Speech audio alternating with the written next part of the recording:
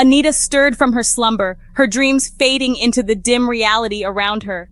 Her neck ached from the awkward sleeping position, a dull pain that made her wince. She blinked, confused and disoriented. Why was the cabin light so dim? She looked around, trying to make sense of her surroundings. The plane was eerily empty, an unsettling sight that sent a shiver down her spine. Rows upon rows of vacant seats stretched before her, each one a silent testament to the absence of life. A wave of nausea washed over her, the emptiness amplifying her unease. Where was everyone? The question echoed in her mind, growing louder with each passing second. Anita unbuckled her seatbelt and stood up, her heart pounding in her chest like a drum. "Is anyone there?" she called out, her voice trembling and barely above a whisper. Silence. The only sound was the faint hum of the engines, a constant reminder of their altitude. Panic started to set in. She was alone, completely alone, thousands of feet in the air, on a plane, thousands of feet in the air with no one else in sight. Anita stumbled down the aisle, her mind racing with fear and confusion. She had to find someone, anyone, a crew member, a fellow passenger, anyone who could explain what was happening. The silence was deafening. She reached the front of the cabin and saw the cockpit door. It was slightly ajar, a small glimmer of hope in the overwhelming darkness.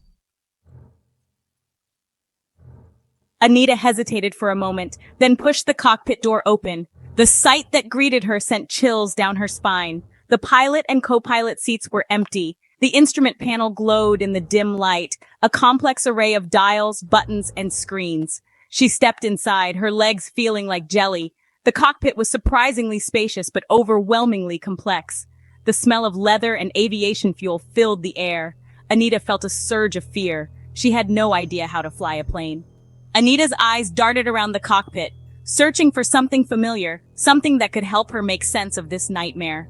Her gaze fell on the headset hanging on the back of the captain's chair. Maybe, just maybe, she could use it to call for help.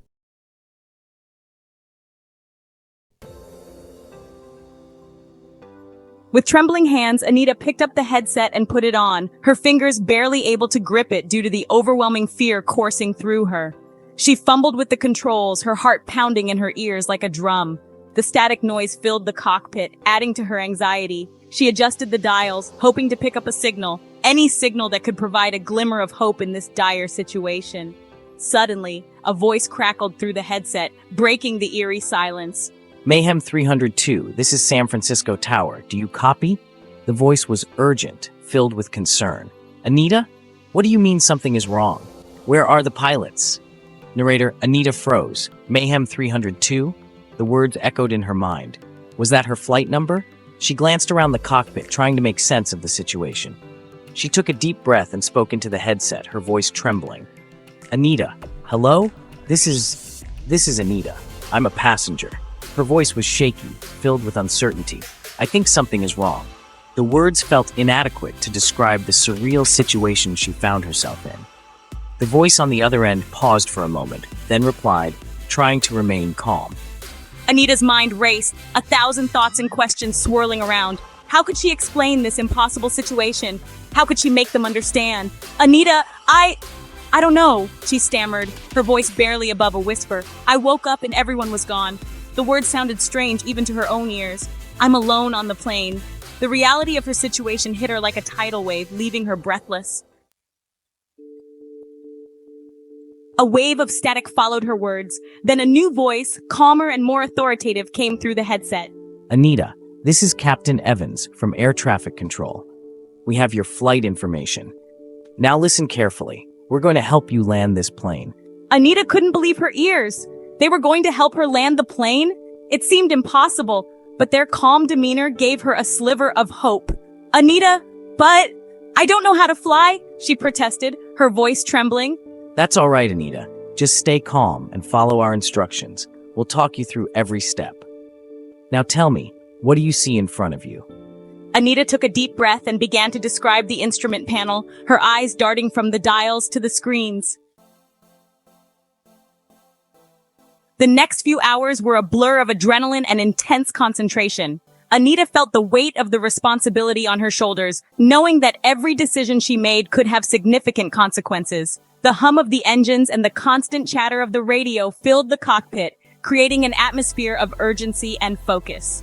Captain Evans guided Anita through the basics of flight control. His calm and steady voice was a beacon of reassurance amidst the chaos. He showed her how to handle the yoke, how to read the instruments, and how to make minor adjustments to keep the plane steady. He explained what each instrument meant, how to adjust the altitude, and how to maintain airspeed. Each lesson was a building block, adding to her growing understanding of the aircraft. Anita listened intently, absorbing every piece of information like a sponge. You're doing great, Anita. Keep your hands steady and trust your instincts. Now, let's prepare for landing. This is the most critical part of the flight, and I need you to stay focused. It's going to be a bit bumpy, but trust me, we're going to get through this. Remember everything we've practiced and stay calm. Anita, surprisingly, found herself following his instructions with a calmness she didn't know she possessed. Her hands were steady on the yoke, and her mind was clear, focused on the task at hand. It was a crash course in aviation, learned under the most extraordinary circumstances. The pressure was immense, but it also brought out a strength in Anita that she never knew she had. As she repeated the instructions, adjusting the controls with increasing confidence, a strange sense of empowerment began to grow within her. She realized that she was capable of more than she had ever imagined. Anita took a deep breath, her heart pounding in her chest as she prepared for the final and most crucial part of her ordeal. The runway loomed ahead, and she knew that this was the moment that would define her training. The runway lights shimmered in the distance, a beacon of hope in the encroaching darkness. Anita gripped the controls tighter, her knuckles turning white. The pressure was immense, the weight of responsibility heavier than anything she'd ever experienced. Her heart pounded against her ribs, mimicking the rhythm of the plane's powerful engines. Sweat beaded on her forehead, blurring her vision momentarily. She blinked it away, refusing to let fear paralyze her. Easy now, Anita. Maintain the glide path. Remember what we practiced. His words were her lifeline, guiding her through the storm of emotions and the complexities of landing a multi-ton aircraft. The ground seemed to rush closer, the runway lights growing larger by the second. Anita fought to maintain her composure, her every sense on high alert. She could hear the wind whipping past the cockpit, the roar of the engines changing pitch as she adjusted the throttle. Her hands trembled slightly on the controls, but her resolve remained unshaken. She had come too far to give in to fear now. She had to land this plane, for herself, for the memory of everyone who had been on board. Almost there, Anita. You're doing great. Just a little bit further. His words fueled her determination, pushing her to ignore the rising panic and focus on the task at hand. You're doing great. Just keep it steady. The wheels kissed the tarmac with a screech of rubber, the impact jolting through the plane. Anita held her breath, her entire body tense as the Airbus A350 decelerated rapidly. Fear and relief warred within her as she fought to maintain control, steering the massive aircraft down the runway. The world outside was a blur of flashing lights and emergency vehicles, their sirens a distant wail. But inside the cockpit, it was just Anita and the sound of her own ragged breathing. She had done it. Against all odds, she had landed the plane. The plane taxied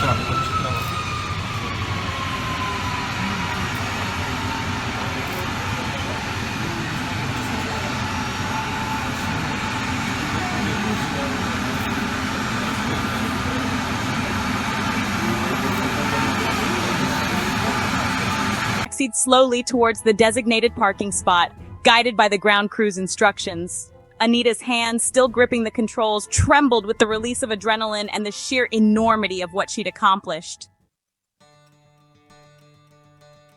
As the plane came to a complete stop, the cockpit door burst open, and a wave of relief washed over Anita. Paramedics and airport staff swarmed in, their faces etched with concern and disbelief. She was whisked out of the cockpit, surrounded by a cacophony of voices and flashing lights. Through the chaos, she could hear snippets of conversations. She did it, someone exclaimed. She actually landed the plane, another voice marveled. Anita felt a surge of pride mixed with overwhelming relief. She had survived. The following hours were a blur of medical checks, debriefings, and endless questions from bewildered officials. Anita answered them all with a calm she didn't know she possessed, recounting her harrowing experience with remarkable clarity. The news of Anita's extraordinary feat spread like wildfire, captivating the world.